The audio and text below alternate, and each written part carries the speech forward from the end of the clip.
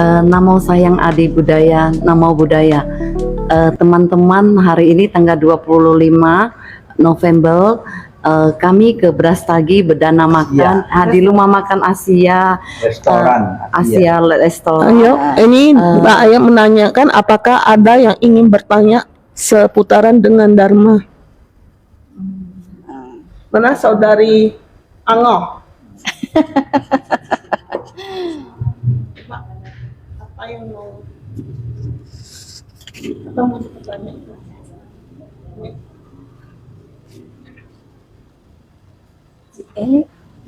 Silakan bertanya. Tadi sekilas saya ada dengar ya waktu di mobil dalam perjalanan ke sini, di mana dinyatakan bahwasan ketika kita meninggal, pikiran itu sangat menentukan kelahiran kembali.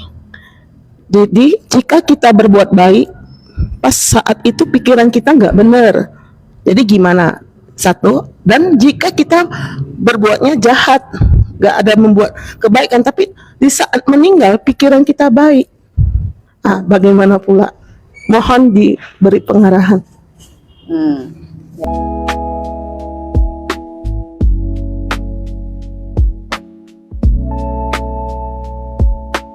Subscribe to my channel.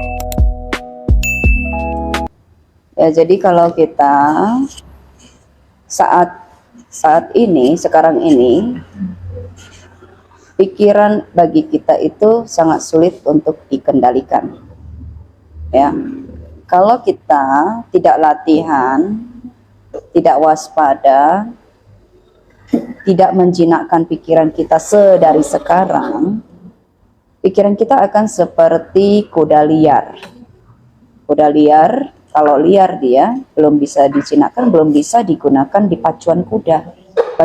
Bagaimana mungkin bisa jadi juara 1 di pacuan kuda nantinya?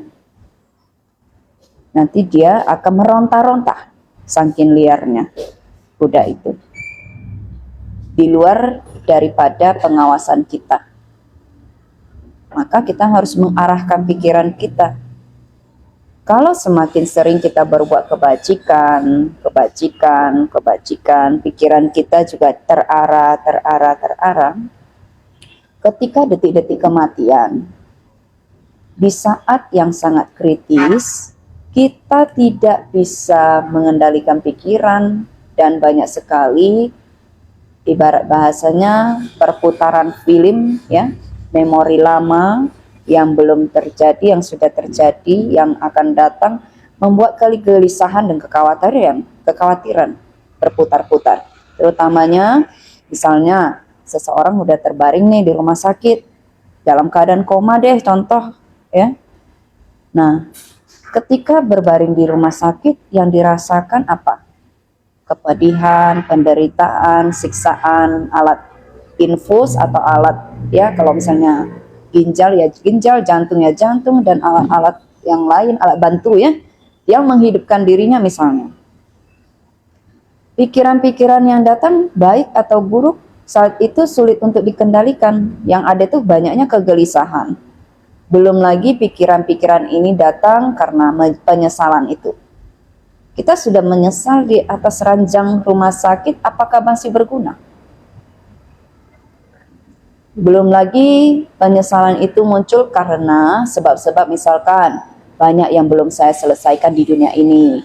Aku belum bisa melepas anak-anakku, pasangan hidupku. Aku belum bisa melepaskan kedua orang tuaku atau cucu-cucuku yang mungil dan cantik, yang tampan dan sebagainya. Bisa juga aku masih mau menikmati dunia ini. Aku masih belum puas dengan kehidupan duniawi ini. Ya. Aku masih punya beberapa hutang yang harus diselesaikan. Aku nggak ingin anak cucuku menanggung hal itu. Ya. Aku tidak ingin semua kehidupanku ini berakhir dalam detik ini, sekarang ini. Yang ada apa? Penolakan. Yang ada apa? Kebencian. Yang ada apa? Kemarahan muncul. Yang ada apa? Kepanikan, kegelisahan. Padahal dalam keadaan sakit, badan udah sakit, tapi pikiran jadi lebih sakit lagi. Ya kan? Kekhawatiran ini berputar. ya. Nah, kalau udah bicara seperti ini agak sedikit sesak, bukan? Kalian merasakannya? Iya. Agak sesak, ya. Itu ya, sesak. Padahal belum betul-betul terjadi pada diri kita. Masih sebuah cerita. Ya. Jadi ini menggambarkan apa? Menggambarkan hal yang paling nyata yang harus kita hadapi di kemudian hari. Apa itu? Kematian. Nah, kalau pikiran kita tidak terkontrol, tidak terjaga, tidak terjinakkan sedari sekarang, tidak terlatih sedari sekarang, misalnya meskipun berbuat baik, chohosu, tapi kurang bijaksana chohosu. Contohnya, mau function ikan laut dilepaskan di air tawar, mati atau hidup? Tidak bijaksana. Mengerti kan? Ketika kita buat kebajikan apapun, pakailah kebijaksanaan. Orang yang haus, kasihlah kepada yang butuh air. Orang yang lapar, kasihlah mereka makanan. Bukan kasih di saat yang kenyang, tapi di saat yang lapar. Bukan di saat mereka tidak haus atau tidak dahaga, baru kasih air. Tetapi kasihlah saat dibutuhkan. Orang yang menerima, misalnya kalian di pinggir jalan berdonasi makan, ya, untuk tukang sapu, tukang gojek, tukang becak, ya, bersosial, makan kebajikan, demikian pun ketika kalian memberikannya makan tepat waktu, misalnya sebelum tengah hari atau sudah mau pas tengah hari jam makan siang, itu sangat bermanfaat kan bagi mereka, daripada kalian memberikannya misalnya jam 3 sore, ya sudah makan siang lewat, atau subuh-subuh, ya nggak tepat waktu, seperti itu, ya. Jadi ketika memberi pun harus mempunyai kebijaksanaan. Jadi semua kebaikan itu berputar terus seperti film ketika kita di atas ranjang. Dan segala perbuatan buruk juga demikian, berputar-putar juga di situ. Nah, baik atau buruk, ketika perputaran itu terjadi, dia random dan acak, sangat cepat, karena pikiran kita sangat cepat sekali, kan jari, nggak terhitung. Kalau kilat, kita masih bisa lihat, ya. Tapi kilat yang sangat cepat mengikuti cahaya, mata mengikuti cahaya, tidak semua orang sama. Mungkin ekornya hanya sampai sini, ada yang melihat bisa sampai segini. Artinya, ketika pikiran yang terlatih, yang kesadaran dan kewaspadaannya terlatih, dia bisa mengikuti kesadaran dan kecepatan pikiran. Banyak orang kecepatan bicara, baru pikiran muncul. Terus sadar, gua kok aneh kan ya, harusnya bisa ya. Terlambat, ya kan? Harusnya saya merem. Enggak. Tapi kalau kesadaran kita lebih cepat dari ucapan kita, kita ada kewaspadaan, kehati-hatian. Sini kesadaran kita lebih cepat. Oh, ya. Enggak jadi kong. Kenapa? Yang buruk tidak jadi diungkapkan. Karena kesadaran sudah menangkap, tertangkap, sudah sangat cepat. Pikiran sudah terkejar, gitu. Demikian juga ketika berbaring di atas ranjang tadi, cepat ataupun lambat, baik ataupun buruk, dia berputar dengan gitu. Kalau yang baik, yang banyak, kan gitu ya, kalau kumpulkan karma baik yang banyak, memungkinkan peluang kebajikan yang muncul dari layar tangkap terakhirnya, tring, gitu.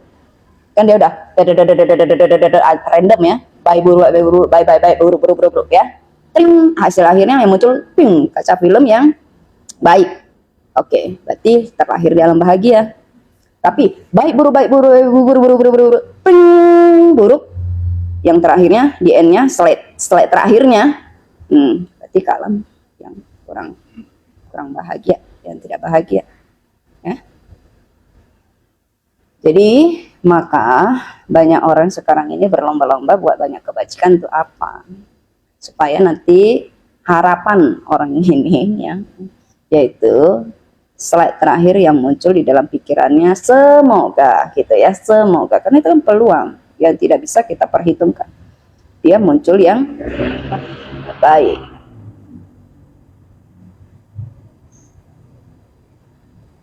Tapi kalau kita senantiasa menjaga 3 pintu jendela kita ya, jendela pikiran ya, ucapan dan perbuatan, nah udah pasti ya akan mendatangkan kebahagiaan ya. Nah, demikian juga kalau misalnya sila ya, baca sila Buddhis ya, kita jaga sila 1 sampai 5 betul-betul kita jalankan lah gitu. Itu bukan hanya ngomong aja, karena dibilang silena sugating yanti ya. Kalau misalnya kita makanya disarankan rawatlah sila dengan sempurna. Walaupun Pancasila, rawatlah sila dengan sempurna. Dikatakan demikian. Karena orang yang merawat sila dengan sempurna, sugating yanti, alam sugati menanti. Nah,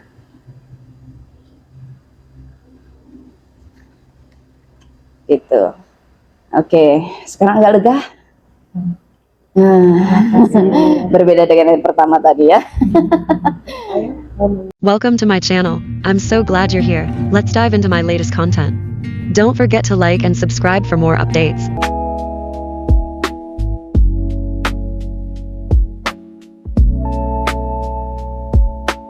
Subscribe to my channel. Mau nanya mengenai kalau kita berbuat baik. Sering orang kan mengatakan Nyala nggak? hidup itu adalah dari karma, proses karma. Jadi misalnya orang itu sakit atau ada kecelakaan atau apa, jadi kita bantu. Bukankah kita memutuskan karmanya? Apakah ada yang bilang kita membantu orang memang lagi menjalankan karma buruknya, berarti kita apa? Mengemban karmanya. Mohon pencerahan. Benar atau tidak benar? Setuju atau tidak setuju? Yang tidak setuju angkat tangan. Maksudnya coba sekali lagi. Ada yang kurang mengerti. Sekali lagi agak pelan, Maksudnya setiap kehidupan ini adalah proses dari karma. Apapun baik sakit, kecelakaan, kesusahan, itu adalah buah dari karma kita. Jadi misalnya seandainya seseorang itu misalnya korban pembunuh, dia membunuh orang, tapi tiba-tiba dia tergeletak karena ditembak atau apa di jalan, kita nggak mungkin kita mau berbuat baik itu nggak kita tolong. Apakah kita mengemban karmanya? Mohon pencerahannya. Udah mengerti? Oke. Jadi setuju atau tidak setuju? Kita memotong atau memutuskan ke karma orang lain tersebut. Yang tidak setuju angkat tangan. Hah?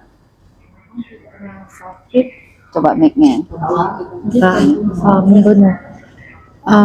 Menurut saya ya, kalau seseorang misalnya membunuh atau dibunuh, itu hasil buah karma kehidupan kita.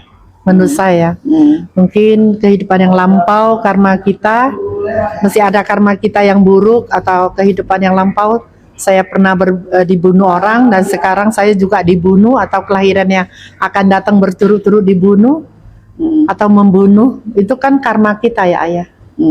Menurut saya seperti itu. Oke, next kita tampung. Ada yang lain? Pendapat yang lain?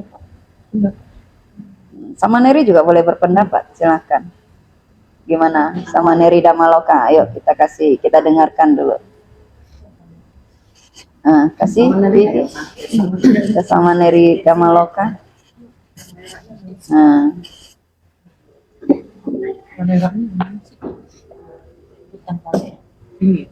Ya, ada gambar putar balik.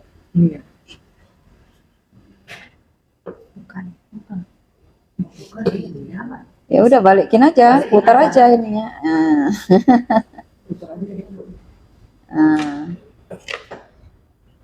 Gimana? Silakan.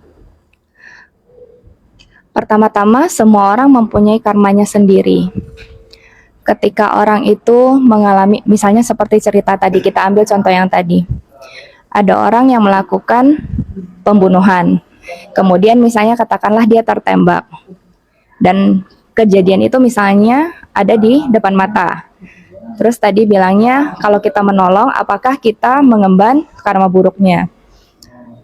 Ketika kita melakukan sebuah karma, baik ataupun buruk, itu adalah keputusan kita sendiri. Tidak ada hubungannya dengan orang lain.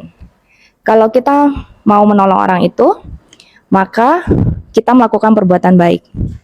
Tidak ada mengemban karmanya dia, menurut saya. Dan tidak memotong karmanya, karena dia mendapatkan pertolongan, itu juga pasti hasil karma yang dia buat di masa lampau. Jadi, dia tertembak, itu hasil karma buruk dia. Dia mendapatkan pertolongan, itu juga hasil karma baiknya dia. Kita menolong orang itu karma baik kita. Kalau kita tidak menolong, berarti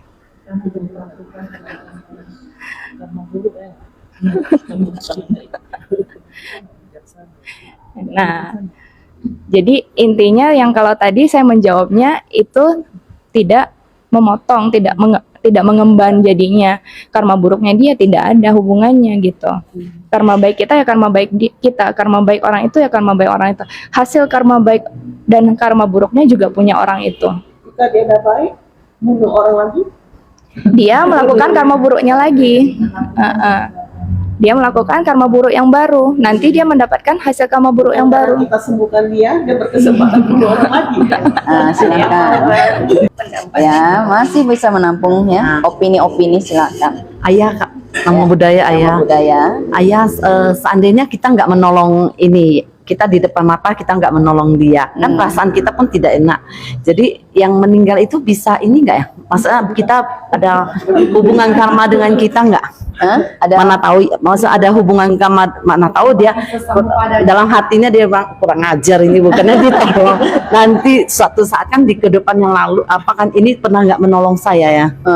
Jadi gimana nanti ayah? Jadinya kita ada saya Kamu dengan yang bukan memberikan opini menjawab, tapi memberi tambahan pertanyaan. Mendramatis Ya. semua. menambah lagi. Ya. Oke. Begini ya.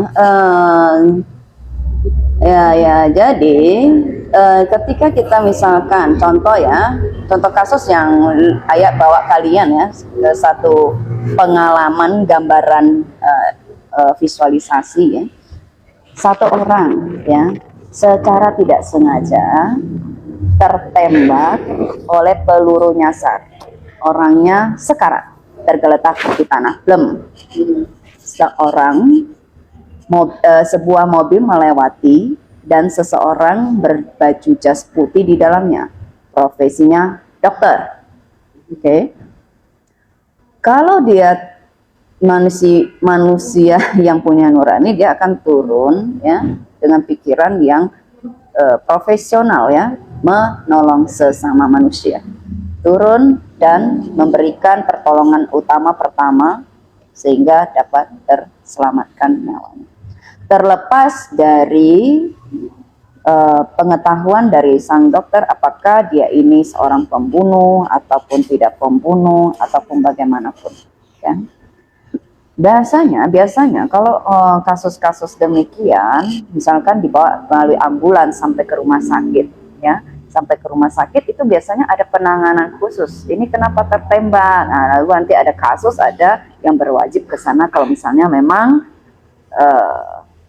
ada terjadi sesuatu hal yang di luar melanggar hukum sifatnya ya, sesuatu hal yang melanggar hukum sifatnya. Nah, tentunya kalau kita bicara secara Buddhism soal karma nih, bagaimana ya? Nah, kalau soal karma gini, orang itu tertembak oleh peluru nyasar. Dari sekian banyak makhluk, ada kucing di sana, ada anjing lewat, ya, ada burung, ada dua manusia yang lain. Kenapa harus saya, harus dia? Itu pertama, ya. Ada karma. Jadi segala sesuatu yang kita lakukan di dunia ini ada buahnya. Terlepas dulu saya bandel luar biasa, nakal jahat luar biasa karena belum bertemu Buddha Dhamma, nggak ngerti ya, tapi sudah mulai bertobat terlepas dari itu, ada juga dia tetap harus menanggung segala kama. Ya. Seperti halnya seorang anak kecil, dia misalkan berumur ya 4 tahun, ya, dia belum mengerti bahwa kalau ada teko panas masih berasap, dia melihat asap, ya. Dia tidak tahu itu teko panas, tapi dia tahu itu ada asap. Dia pegang, lalu nangis, nangis, ya, sederas-derasnya air mata nangis, ya. Sangat panas, makanya ada asapnya. Nah, tetapi setelah kena demikian, apakah dia akan berani memegang tekonya itu kembali? Tentu tidak. Tetapi bukan karena dia tidak tahu bahwa teko itu panas, dia terhindar dari kama, rasa sakit, bukan? Sekali lagi ya, bukan karena dia tidak berpengetahuan bahwa teko itu panas, ketika dia menyentuhnya, dia terhindar dari rasa sakit, bukan? Jadi ketidaktahuan bukan menjadi alasan terhindar dari kama. Halo? Ketidaktahuan bukan menjadi satu alasan kita terhindar dari kama. Tahu atau tidak tahu, kama tetap berproses, kama tetap berjalan. Jadi lebih baik tahu atau tidak tahu? Lebih baik tahu. Kalau kita tahu, kita semakin waspada, bukan? Tahu waspada, tahu bahaya, tahu kita harus sadar, tahu kita harus menghindari mana yang boleh, mana yang nggak boleh. Tapi kalau tidak tahu, bablas deh kayaknya semuanya. Nah. Ya kan? Betul nggak? Satu lagi, tadi teko panas. Dia sudah tahu itu panas nih, ya. Dia sentuh. Bisa nggak dia pura-pura nggak tahu ini panas, atau pura-pura ini nggak sakit? Bisa? Itu manusia. Wahai manusia, jangan pura-pura tidak tahu. Kalau sudah tahu, banyak yang sudah tahu tapi pura-pura tidak tahu loh. Apa efeknya itu? Sudah tahu panas, bagaimana mungkin pura-pura dia tidak panas dan tidak terluka? Sudah tahu ini proses kama sedang berlangsung, bagaimana mungkin dia bisa pura-pura, bolah itu, ingkai elah itu, water lewati, pura-pura tidak bisa? Tidak bisa. Kebodohan ya. Ya, jadi yang paling baik apa? Sudah tahu, jangan pura-pura tak tahu. Sudah tahu, jangan pura-pura tak tahu. Lakukan apa yang kamu tahu. Oke? Nah, kalau demikian, mau pergi pun lega, ya, pikiran waktu di atas ranjang pun, ya, berpotensi yang baik-baik muncul, ya, kenangan-kenangan indah. Oh, sering berkunjung kepada para petapa. Oh, itu adalah berkah utama, gitu ya. Sering mendengarkan dhamma di sana, ya, pemutaran di YouTube. Oh, sering membaca sutta. Oh, ada dhamma-dhamma yang 1 bait 2 bait tapi terngiang terus. Itu kan sukacita, gitu ya. Atau ada parita terdengar, ya, terngiang ya, rasanya bahagia gitu loh. Nah, jadi konsentrasi kita jadi terarah ke sana, hal-hal yang positif, hal-hal yang baik. Nah, tapi kalau kita tidak bersentuhan dengan hal-hal yang positif, hal-hal yang baik, nanti kita nggak bisa ini berketemu hasil slide akhir yang baik. Potensi ininya berapa persen gitu loh. Nah, berbeda kisah ketika siapa yang memotong jari-jari mengumpulkan menjadi kalung? Anggulimala. Anggulimala. Bahkan seorang pembunuh pun bisa menjadi arahat. Artinya, sejahat-jahatnya saya, kita introspeksi diri sendiri. Ternyata aku bisa terselamatkan. Ternyata aku bisa terlahir kembali di dunia atau di alam yang lebih baik, lebih bahagia. kehidupan saya berubah. Ya, kalian harus percaya diri itu. Kenapa bisa percaya diri itu? Karena kita sudah tahu, sudah paham, tidak pura-pura tahu ya tadi ya, tapi melakukannya. Nah, apa itu sila misalnya? Apa itu dana misalnya? Apa itu bawana samadhi misalnya? Ya, nah, mendengarkan dhamma di waktu yang sesuai, di waktu yang tepat. Nambah pengetahuan, pengetahuan yang sudah ditambah dilaksanakan, dicicil-cicil dilaksanakan. Bisa cepat, bagus sekali, karena kematian tidak mengenal usia. Kematian tidak mengenal usia. Ya, mau 80, say bye-bye ya bye-bye. 70, ya sayonara ya sayonara. Ya, mau 37 tahun, caijian ya caijian. Ya, ya. Nah, kembali ke perbuatan kita masing-masing. Gitu. Kasih. Ada segelintir yang bilang ya, katanya jika kita mengetahui kita berbuat salah, dosanya lebih berat dibandingkannya nggak mengetahui melakukan salah. Mohon pencerahannya. Sudah kan Teko tadi udah menjawab. Jawabannya apa? Jawabannya apa? Nah?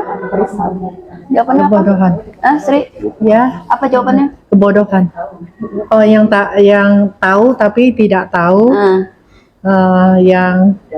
Yang sudah tahu dia coba. Itu Pura-pura. kebodohan ya, Naya. Pura-pura tahu, pura-pura tidak tahu. Dosanya gimana?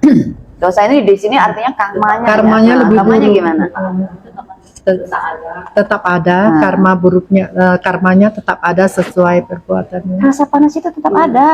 Karmanya tetap ada, Iya. tapi Menghasilkan. yang tahu lebih berat dosanya dulu. Apakah benar? Berat nggak berat, dia melakukan hal yang sama bukan? Dia memegang teko yang sama bukan? Iya. Kecuali satu megang teko yang panasnya 100 derajat, satunya lagi hanya 20 derajat. Ya, kamanya beda dong. Iya. Dia mesti bicara teko yang sama. Paham ya? Berarti hasil kamanya sah. Makanya kalau tahu itu kamu sudah berjanji tidak melakukan, misalnya sila nggak benar, tapi kamu melakukan, kan lebih berat daripada kamu nggak berjanji kamu melakukan. Ada yang bilang gitu. Sama, kama panasnya sama. Ya. Berbeda orang kalau misalnya belum ambil sila sama sudah ambil sila gimana? Gitu. Bedanya apa ambil sila sama tidak ambil sila? Kalau dia sudah mengambil sila, berarti dia sudah banyak belajar mengenai sila, dan kalau kita melakukannya, karmanya lebih buruk, ayah, menurut saya. Aku berlatih untuk menghindari. Siapa yang berlatih? Kita Kamu ngapain? Berlatih. Sudah. melatih diri. Ya. Kalau tidak ambil sila, ya tidak berlatih. Oke? Orang yang berlatih wajar, ya 1-2 langkah salah arah, masih berlatih. Lebih baik orang yang berlatih daripada tidak berlatih-latih, bukan? Ya? Oke. Paham. Ya. Rasa bakti seorang anak terhadap orang tua hanya bisa dibalas dengan mengenalkan dhamma. Orang tua yang tidak melihat dhamma diajak untuk melihat dhamma.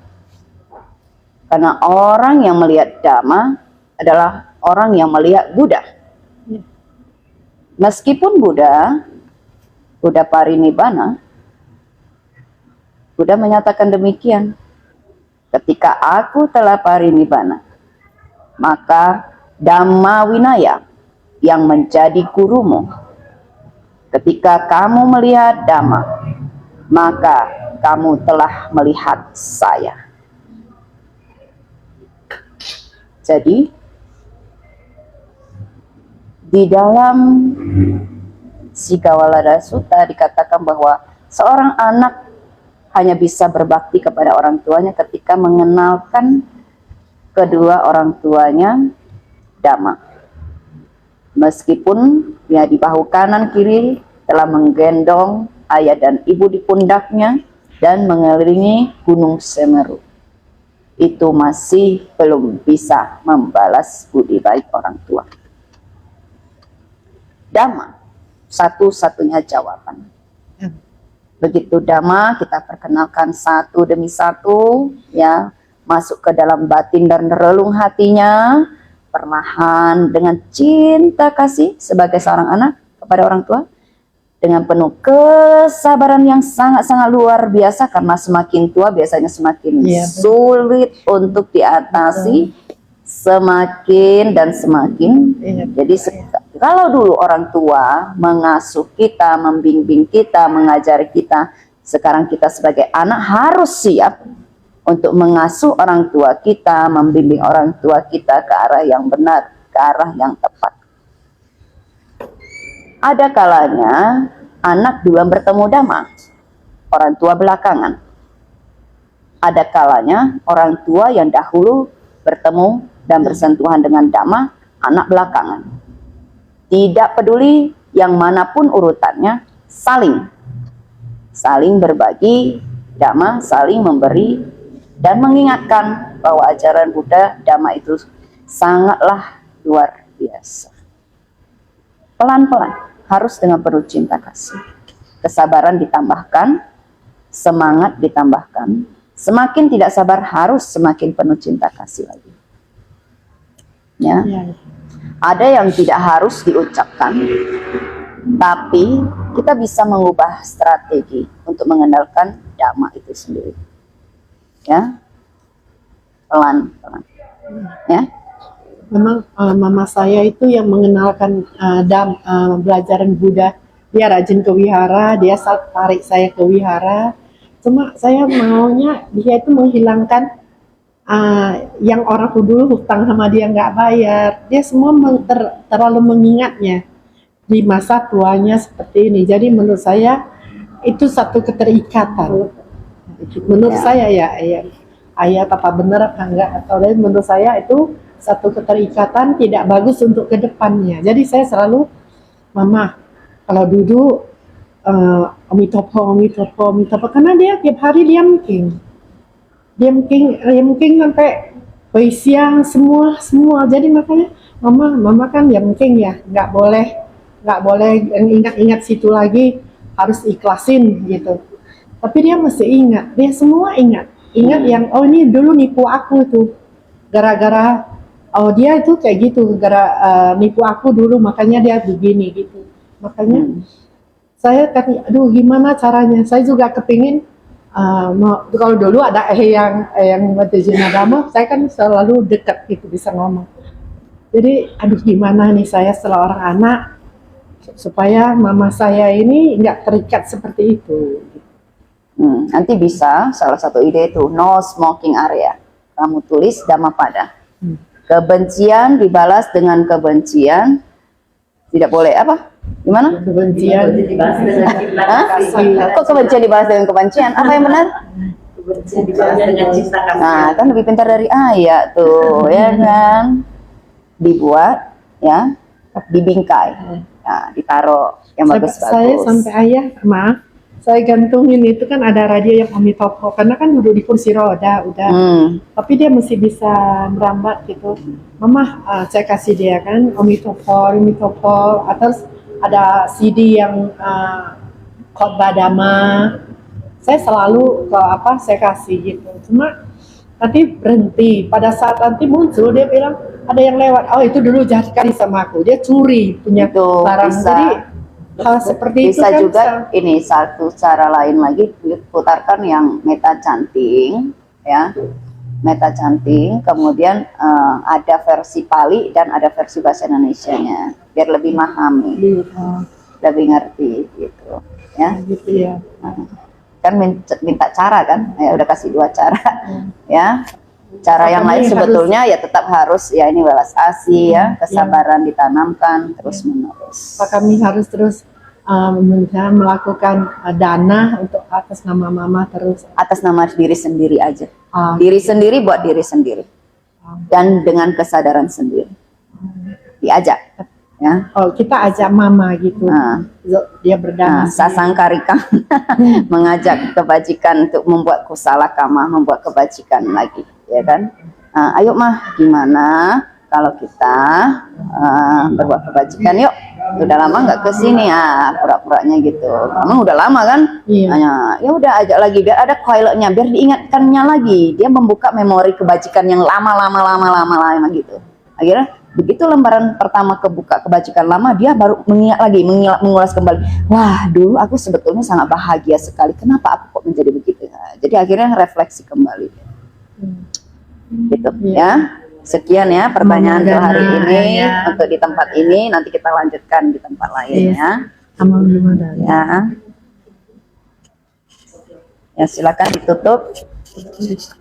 Enggak, bukan tutup ini, tutup pembicaraan. Anu Dana ayah Ya. untuk daman desananya. Terima kasih. Bincang-bincang dhamma Q&A. Ya, kalau dhamma desana kalian harus Baca dhamma Caloka ya. Jadi tempat dhamma ini apa kurang layak kita untuk dhamma desana ya. Tempat ini kita bisa lebih cocok untuk Q&A, bincang-bincang dhamma ya.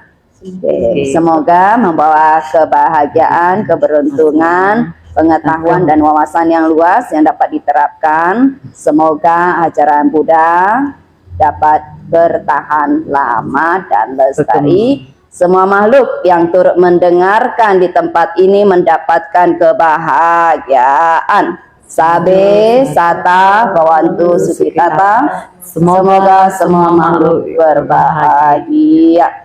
Sadu, sadu, sadu. Sama-sama sadu. Welcome to my channel. I'm so glad you're here. Let's dive into my latest content. Don't forget to like and subscribe for more updates. See you next time.